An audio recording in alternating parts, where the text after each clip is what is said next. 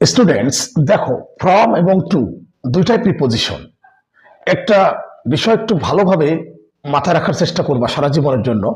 যেখান থেকে শুরু হয়, যেখান থেকে যাত্রা শুরু হয় বা যেখান থেকে কোনো কিছু শুরু হয় সেখানে ফ্রম বসে, আর যেখানে গিয়ে শেষ হয়, যেখানে গিয়ে থামে সেখানে টু বসে। জাস্ট এটা মনে রাখলেই বুঝতে পারবা। যেখান থেকে শুরু হয় সেখানে ফ্রম বসে, আর যেখানে গিয়ে শেষ হয় সেখানে টু বসে। সেটা কেমন? চলো একটা উদাহরণ দিই। যেমন হি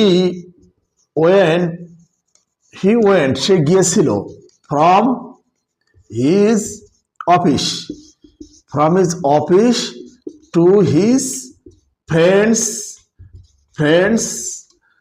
অফিস। দেখো, হি ওয়েন্ট সে গিয়েছিল ফ্রম হিজ অফিস, দেখো এই যে ফ্রম, তার অফিস থেকে সে গিয়েছিল কোথায়?